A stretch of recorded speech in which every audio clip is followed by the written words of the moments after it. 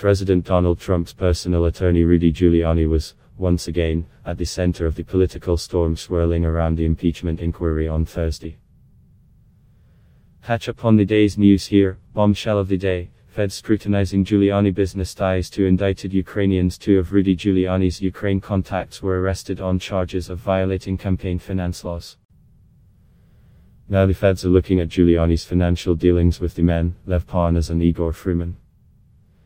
They introduced President Donald Trump's personal lawyer to Ukrainian officials who pushed and founded theories about corruption involving former Vice President Joe Biden and his son Hunter, reports CNN's Shimon Prokupich and Evan Perez.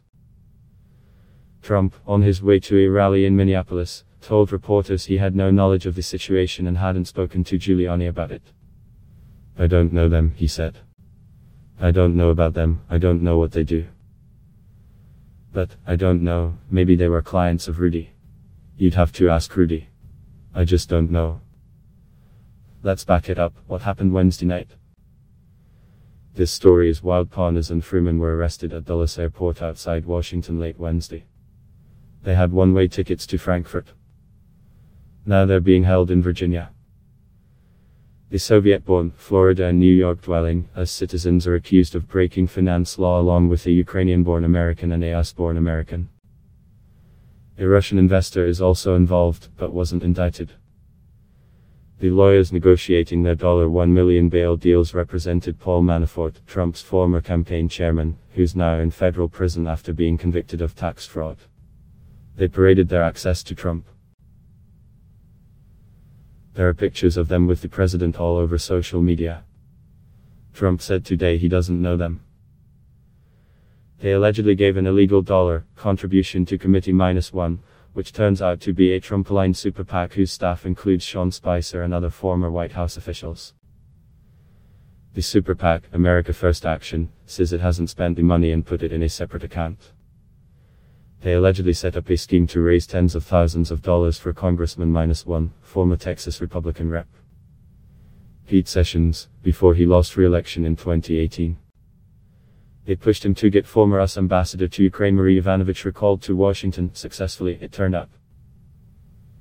She was recalled in May. Sessions today denied knowing about any wrongdoing.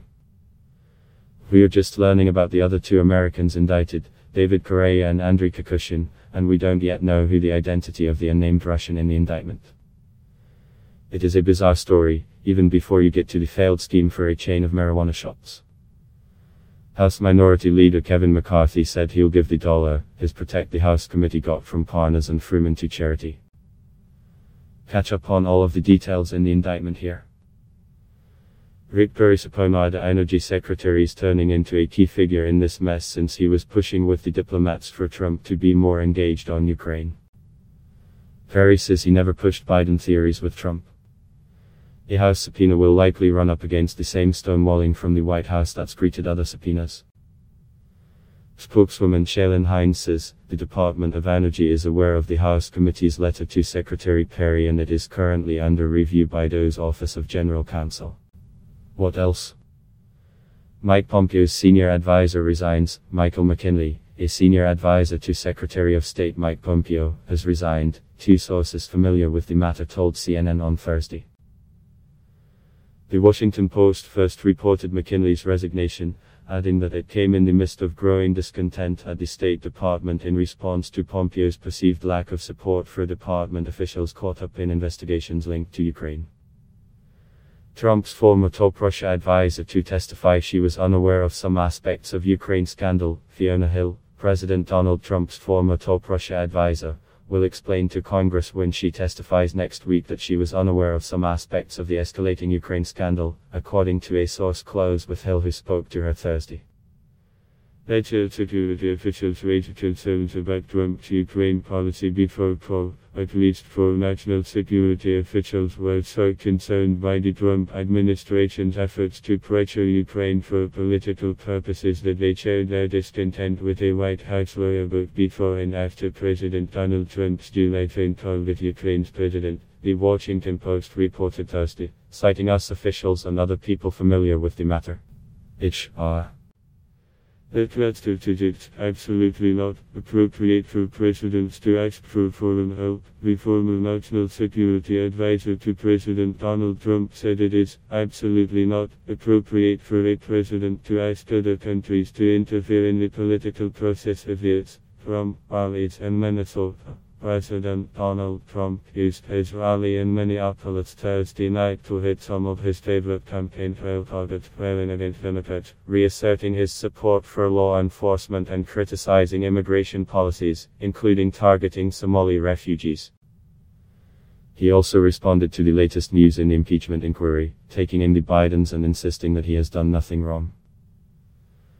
Whistleblower lawyers float written testimony. House impeachment investigators have floated a variety of ways to keep the whistleblower's identity under wraps and still let the individual testify on Capitol Hill. His lawyers suggested just letting him testify in writing. All but 7 House Democrats now support the impeachment inquiry. Support from Rep. Torres Small of New Mexico brings the tally to 228 of 235 Dems. Just one non-Democrat, former Republican Justin Amash of Michigan, is on board. Sen.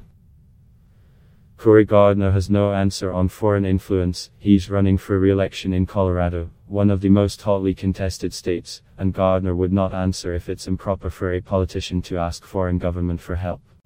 Says it's political. Sen. Lamar Alexander criticizes Trump. He's retiring and he thinks impeachment is a mistake. But Alexander became the 5th Senate Republican to express frustration with the president asking foreign governments to investigate Biden. Pranked Sen. Lindsey Graham was duped by some Russian radio hosts. They did something similar to Democrat Adam Schiff, chair of the House Intelligence Committee, a while back. Coming Fredy Yovanovitch, the recalled Ukraine ambassador, is scheduled to testify before House investigators. Will the State Department and the White House let her? That's the key question heading into Friday. Her prominence in the indictment against Giuliani's Ukraine middlemen makes her possible testimony that much more interesting. She's still on the schedule, but here's what Trump said Thursday: "I just don't think you're running a country. I just don't think that you can have all of these people testifying about every conversation you've had. What are we doing here?" The president has invited foreign powers to interfere in the US presidential election. Democrats want to impeach him for it. It is a crossroads for the American system of government as the president tries to change what's acceptable for us politicians. This newsletter will focus on this consequential moment in US history.